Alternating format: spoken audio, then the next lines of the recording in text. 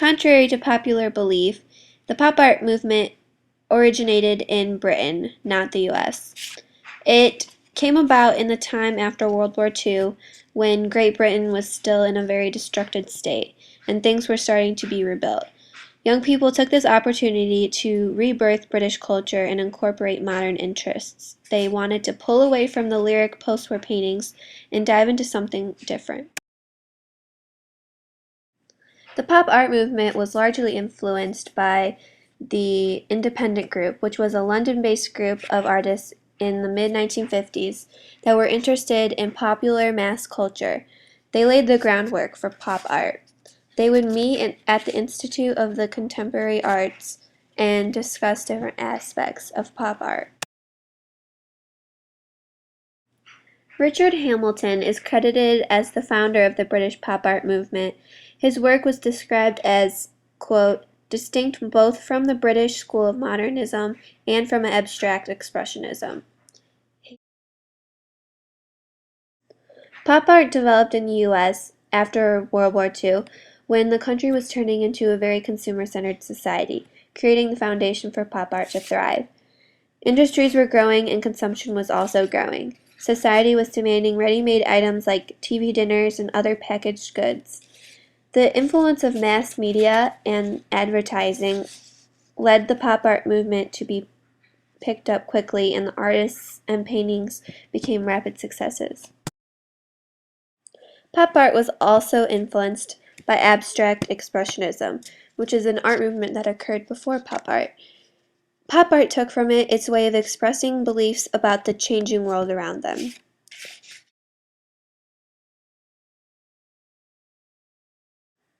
The Dada movement and the Happenings movement also influenced pop art.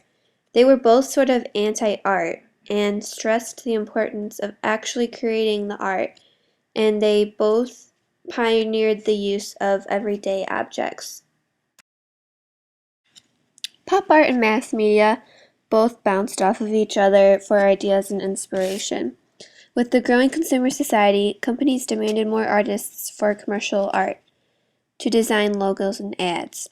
As a result, many more schools for graphic design opened. Inspiration for pop art also came from fashion colors, ads, movies, and other everyday sources.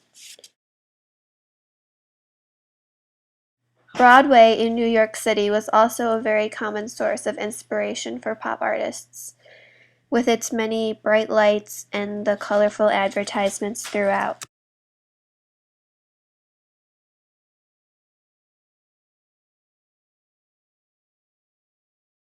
British pop artists would often take popular images and put them in collages, while US artists often made copies of images that they overlaid, arranged, or transformed. It was their way of commenting on American society. Pop artists would often use icons in their artwork, such as famous movie stars like Marilyn Monroe and characters. When the US was in the middle of the Cold War, the mushroom cloud was often used as an icon, symbolizing the horror associated with it. Pop artists also utilized ordinary, everyday objects in their artwork. They liked that these objects were bought and used by both rich and poor. Pop artists strayed from the traditional notion that the rarer a work, the greater its quality, or, quote, work only had worth if made by the artist's own hands, unquote. Rather, they believed in making multiples to experiment with colors and themes and also make it more affordable for society. Pop artwork was often made impersonal by its lack of showing certain brushstrokes. Pop artists often utilize oil or acrylic paints to make even tones with little shading and make a 3D appear 2D. They wanted their art to look like an industrial process, reflecting the consumer-centered society of the time. Some very popular characteristics of pop art are it's a popular image or very well-known image or icon. It's low cost, mass-produced, and aimed at the youth, and often expendable or easily forgotten. Among the many different characteristics of pop art. Some pop art is also witty, sexy, gimmicky, glamorous, or involving big business. As you can see, the boundaries for pop art are rather wide. Some people thought of pop art as childish and playful because of its very simple characteristics. However, it carries deep meaning in its simplicity. The airbrush was often used by pop artists to make paintings appear as photographs. They transfer pictures from newspapers onto slides by shining them through a magnifying lens onto a canvas and then paint the canvas. The way an airbrush works is that it is basically a spray gun that blows out compressed air in thin layers, allowing for gradual color and tone changes. Screen printing was the most popular print technique. How it works is a design is made by blocking some areas with a special paint, then taking a squeegee and dragging ink or paint across so the areas not covered get color. Screen print is used in many ways, but each print typically has a different layer, such as a different color, or in Andy Campbell's soup print, a different flavor each time. Ben-Day dots was a popular technique that Lichtenstein used. They are images made out of different sized and shaped colored dots. Another style of pop art was pop film. It was what helped bring rise to music videos. The Beatles starred in one of Richard Lester's films called Help. Andy Warhol's pop art consisted of film of normal everyday activities such as eating or sleeping. He would showcase them in his galleries. Pop artists also like to add dimension to their artwork by using different techniques to bring depth to their artwork. One of these techniques was realistic sculptures, where sculptures were made of life-size people or things. Casts were often used to form these sculptures. The soft approach was another style of pop art. Claes Oldenburg is best known for his soft art approach. He'd take canvas and sew it and stuff it to form normal objects. It caused people to look at the world differently.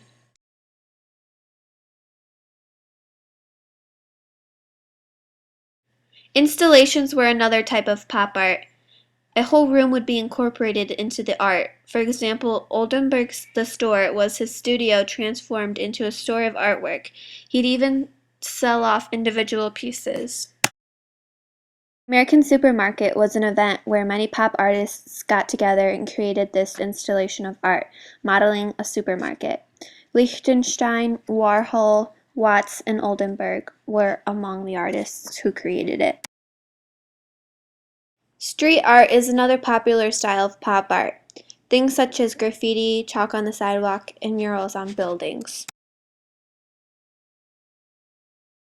Pop art also had some unusual media, such as Robert Rauschenberg's combines, where found objects were collected and pieced together. Some objects included magazines, leather, canvas, fabrics, metals, and whole items as well. Pop artist Patrick Caulfield would paint simple scenes with objects as solid colors, then outline in black to make the icon clearer. Artists also used impasto, which is a thick layer of paint, to make paintings look more realistic. Here's a video showing some of the characteristics of pop art in action, such as outlining here.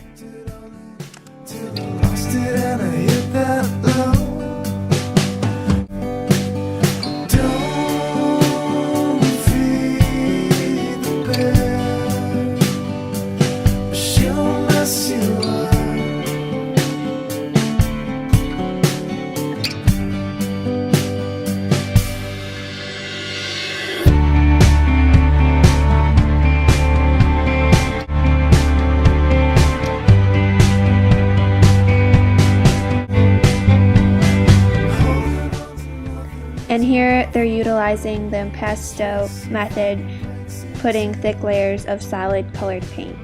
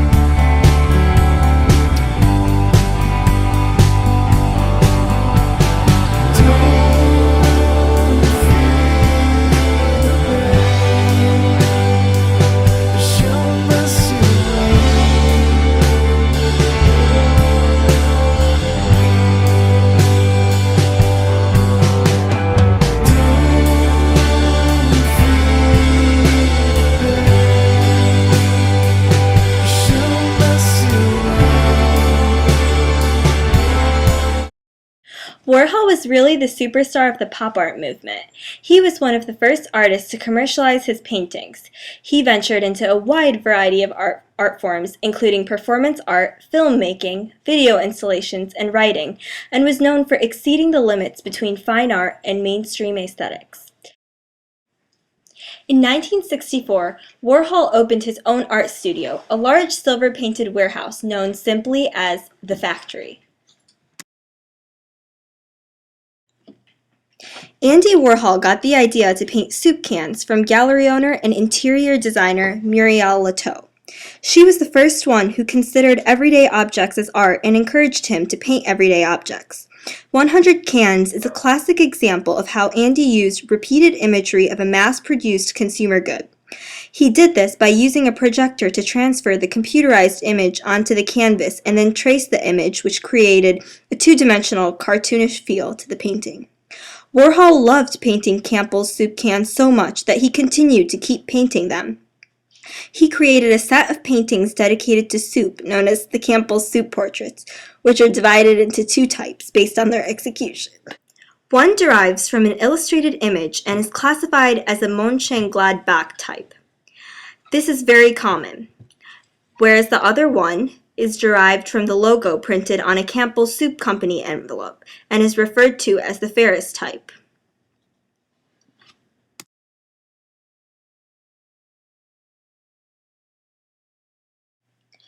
When Marilyn Monroe died in 1962, everyone, including Warhol, became obsessed with her.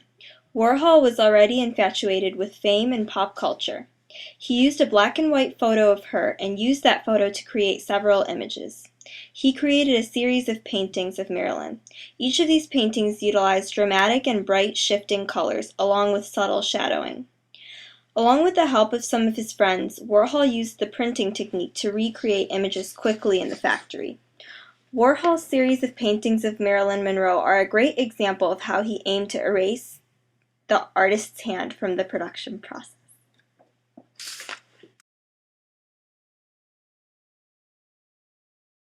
In this painting of Chairman Mao Zedong, Warhol used the silk screen or screen printing technique. Silk screen is a type of printing technique that uses a woven mesh to support an ink blotting stencil to receive a desired image. Warhol created this series in direct reaction to President Richard Nixon's recent visit to China. This painting is extremely large, evoking the dominant nature of Mao's rule over China. It also echoes the towering propagandistic representations that were being displayed throughout China during the Cultural Revolution. The graffiti-like splashes of color, red rouge, and blue eyeshadow literally defaces Mao's image, an active rebellion against the communist propaganda machine by using its own devices against itself.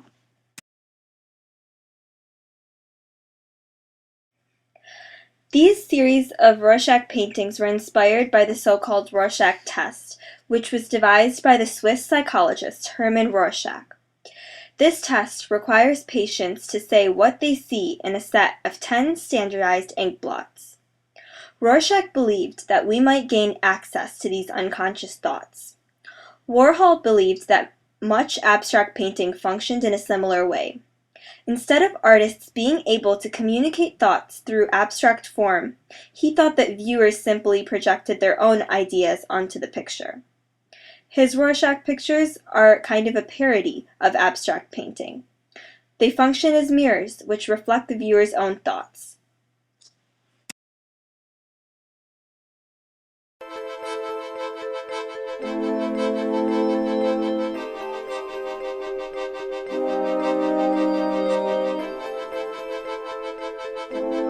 With his artwork in demand as never before, Warhol resolved to step up production. In January 1963, he moved his studio from the parlor of his townhouse, no longer large enough to accommodate his larger paintings, to the third floor of an abandoned red brick firehouse a few blocks away on East 87th Street.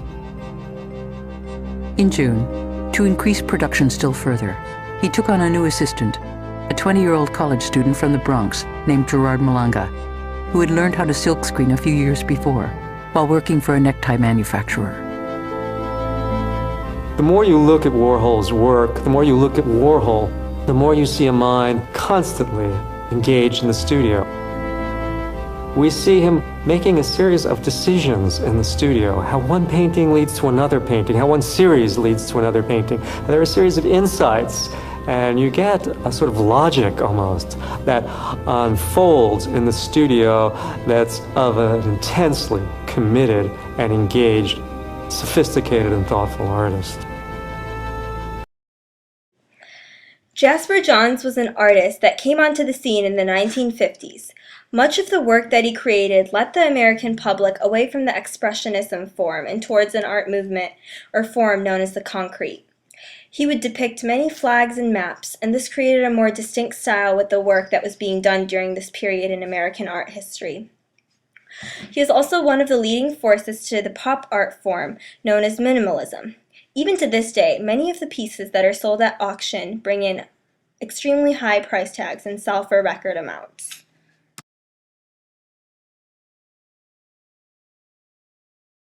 Jasper Johns has said that the idea to paint this first American flag came to him in a dream.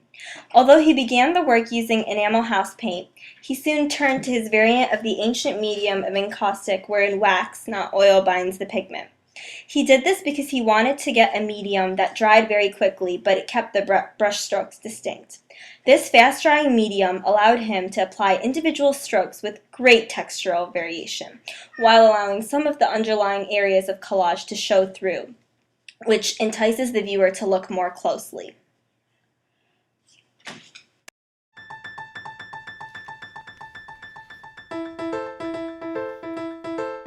Jasper Johns, the American artist, did paintings composed of simple motifs. Motifs are recurring ideas in artworks. Johns uses letters, numbers, flags, maps, and targets. John's motif is so well known, so everyday, so lacking in surprises. Or is it? If it is, then why'd we look at it? Johns is playing with paradoxes. What does it mean? What is he trying to say? There's one way to look at it, are there other ways? Questions you ask lead you through a maze. The more you look, the answers are further away. Jasper Johns is known for his painting flag. He painted it after a dream he had.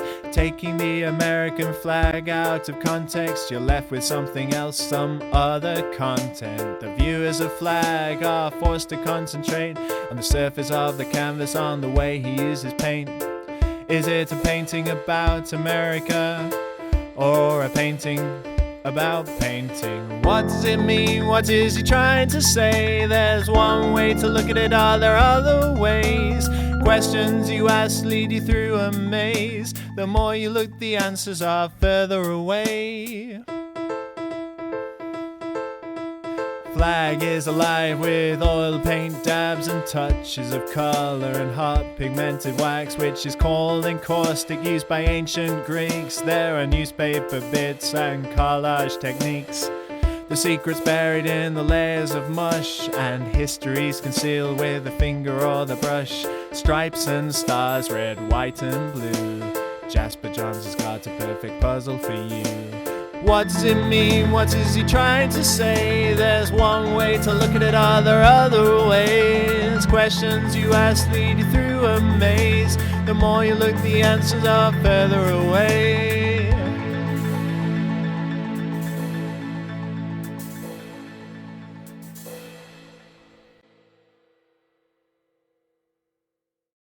Lichtenstein became a leading figure of the new pop art movement.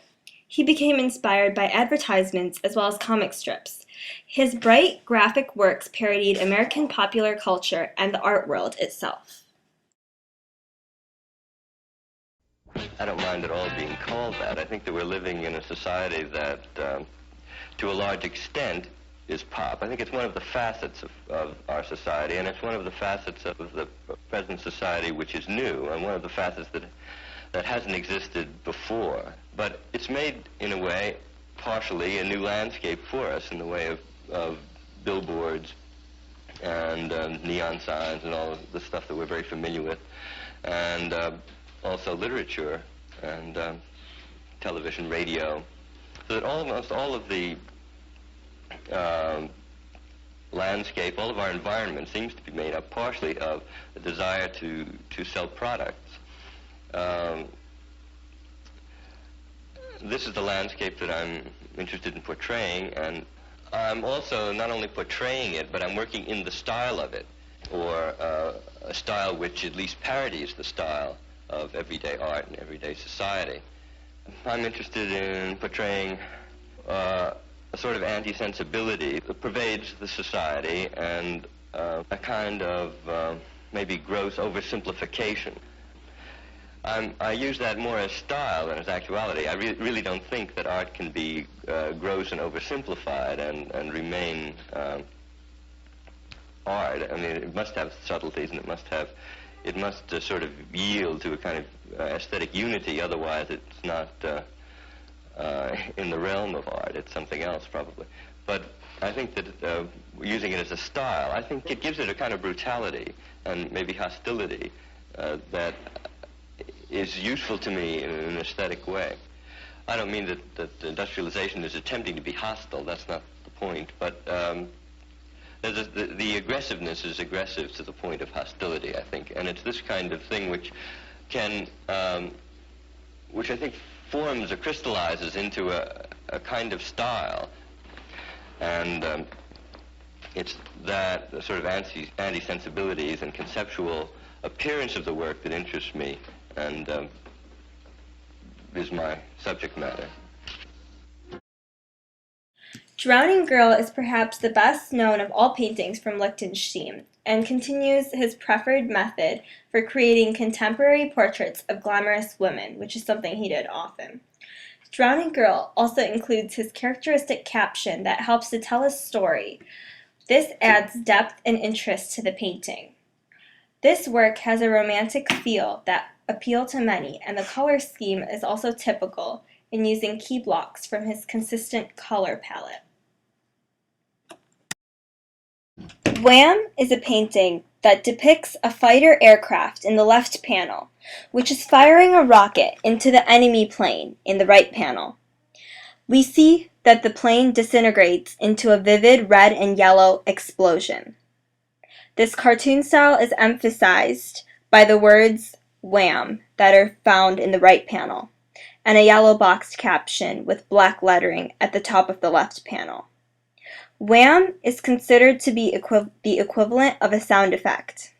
This was a common characteristic in Lichtenstein's work. Wham is one of the most popular works by Lichtenstein. It is one of his series of war images, which combines vibrant colors with an expressive narrative. It is very large. In this painting, Lichtenstein employs his usual comic book style, and he uses Ben-Day dots. The use of Ben-Day dots simulate color variations in shading and are considered his signature method.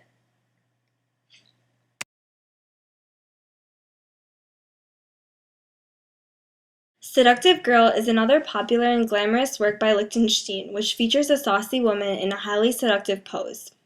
Women were always represented by Lichtenstein in a complimentary and flattering way, and this work is no different. It ranks as one of the most frequently reproduced of all his works and typically is served best as a poster. Robert Rauschenberg was an integral artist in the pop art movement. He was well known for his combines, which were sculptures that he made with everyday objects. Combines are a combination of painting and sculpting. Rauschenberg also worked with printmaking, photography, sculpting, painting, and performance. Monogram is a late 1950s combine painting by American artist Robert Rauschenberg. Monogram depicts a stuffed goat encircled by a tire. The goat has a snout which is covered in multicolored war paint and is standing on a painting, as if grazing at a pasture. A gargoyle is standing over and guarding the art while destroying it at the same time. This creature is a representation of Rauschenberg himself. In early Christian art, goats symbolize the damned. In real life, Rauschenberg was a gay, bisexual man and an artist at the same time. Monogram is After the 1960s, gallery owners had a wider range of art styles to display than just pop. However, the idea of pop art did not die. It spread internationally and into the present, changing along the way. As of today, pop art remains very popular due to the spread in consumer lifestyle. Optical or op art was seen as the successor of pop art in the mid-1960s. Its main goal was to create optical illusions for the viewers. Artists such as Bridget Riley used lines, shapes, and colors to show the effect of motion. Op art had many supporters because it didn't heavily rely on symbols like pop art. This movement existed for about 3 years before it began to evolve into a different style. Bridget Riley is known as one of the most important artists who was involved in op art from the beginning to now. Her 1961 Movement in Squares art piece did a phenomenal job portraying all of the characteristics used in op art. At first glance, the artwork gives the illusion that all of the squares are moving inward, when in reality, the artist manipulated the size of each shape to give the effect. The art piece is also geometrically based, using only different rectangles and squares. Bridget Riley also makes full use of both the positive and negative spaces. Eventually, the influence of pop art spread from the United States to all around the world. Many artists from Spain painted brightly colored pictures of iconic figures. Artists emerging in Germany, however, were more interested in the realism of pop art. This is where it was given the new name of capitalist realism. German artists put their focus on their paintings on commodities. Eduardo Arroyo was a Spanish painter who became involved in the art scene in the early 1960s. He was best known for removing spatial depth from his paintings to give the viewer a flattened perspective. His Miguel de Cervantes Saavedra of 1997 is a painting of a famous poet in honor of his 450th anniversary. The painting shows the flattened face of the poet. Parts of his face, such as his ears, nose, and eyes, have no spatial depth. Without depth, the painting remains completely two-dimensional. Arroyo also placed the initials of the poet in each corner of the painting to give the face an identity. Sigmar Polke was a German artist who first emerged in the late 1960s. He first focused on photography and then became interested in painting. Polke painted dot pictures similar to Roy Lichtenstein. They looked like details of blurred images. Polke focused on showing subjects of everyday life and later on landscapes. His Palmen painting from the late 1960s uses the Bende dots technique. This makes the image look like it had a painting error. The process of making the palm trees in this painting gets in the way of clearly seeing them. In the early 1970s, artists in the United States became fascinated with the idea of making their images the same as the subject the art piece was based on. Many artists also became engrossed with the Polaroid camera. Conventional cameras often took several hours to days to develop photographs. However, Polaroid cameras produced pictures right after they were taken.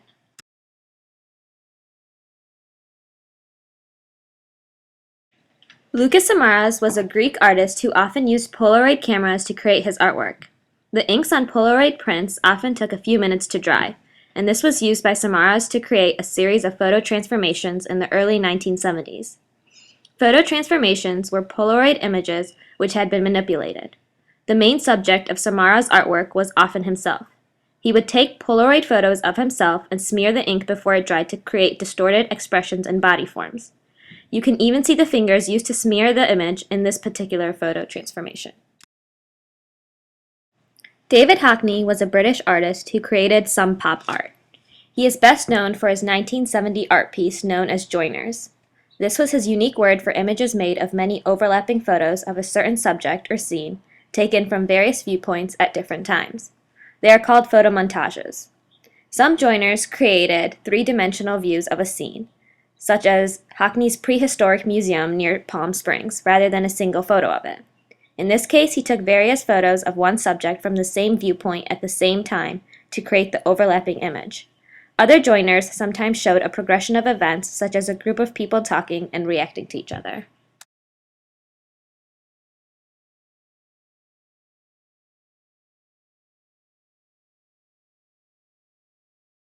During the 1980s, pop art was brought back by many artists through the movement known as neopop. This movement was simply a more modern version of pop art. It simply maintained the focus of popular culture, but this time derived from the 1980s. Artists of this movement continue to heavily rely on ready-mades. This was the term coined by Marcel Duchamp for ordinary objects which had been modified to be used as a piece of art. Neopop artists also focused on popular icons of the time, such as Michael Jackson and Paris Hilton. Artists drew their inspiration from many of the art movements that emerged before them. Neopop is often seen as a more extreme version of pop art.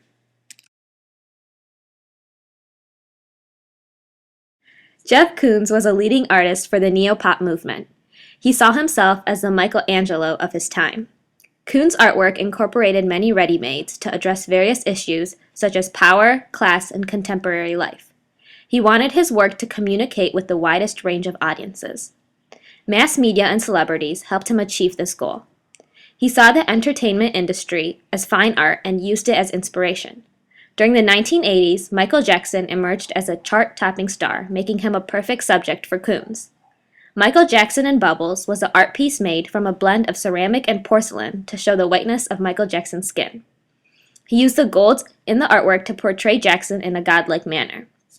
Koons was a huge fan of Michael Jackson for his ability to communicate with his fans, something Jeff Koons wanted to be able to do through his artwork.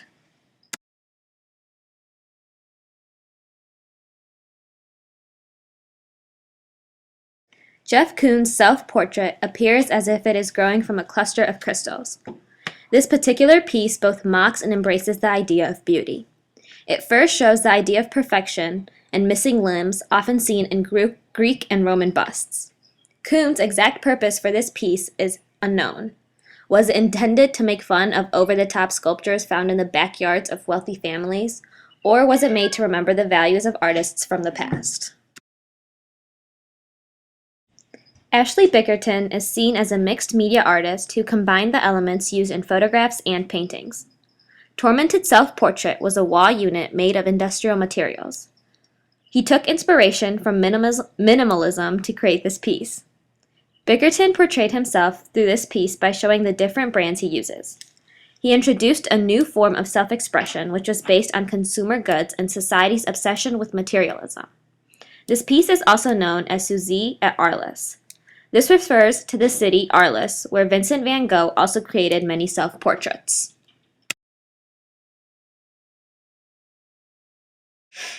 Keith Haring was an American artist whose art often expressed ideas relating to politics and war. Many of his artwork used bold lines, vivid colors, and figures carrying a meaningful message. In the mid-1980s, Haring created a series of paintings called Andy Mouse. This idea was originally created by Andy Warhol. Haring revived it to pay tribute to Warhol, whom he saw as a close friend and mentor. Warhol and Haring both shared the idea of art for everybody. Andy Mouse was derived from Mickey Mouse, who was popular among both adults and children. This series shows Keith Haring's love for drawing as well as the idea of mass production. That is why money or symbols relating to money is often seen in the Andy Mouse series. The Radiant Baby became Keith Haring's most famous icon. It first established his identity in the art community. Haring's connection to babies came from his upbringing in a large family where he was the eldest sibling out of many. Many saw this painting as a self-portrait, but Haring often denied it. The painting shows a bold sketch of a crawling baby with rays of radiance all around it. Like most of his art, the painting was made of simple sketches and outlines. The Radiant Baby embodies the idea of innocence, energy, and power. It has also been seen as celebration and radiance. It was popularized through the use of button pins and cards as souvenirs on the streets. This icon remained throughout Haring's artistic journey and influenced all of his art pieces. Pop art was a very accepted movement in many communities. Its use of familiar objects made it enjoyable for almost everybody. However, it did receive negative criticism. Some people believed the simplicity of pop art made it uninterpretable.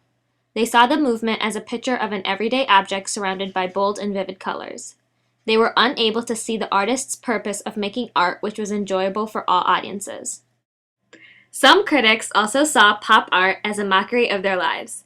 They interpreted the art as society being too dependent on consumer goods. The artist's intention was not to mock people, but simply show the reality. Many people were so engrossed with complicated and luxurious objects, they didn't know what to think when they saw simple, everyday items. Many Impressionists and Expressionists also criticized pop art for stealing their spotlight in the art world.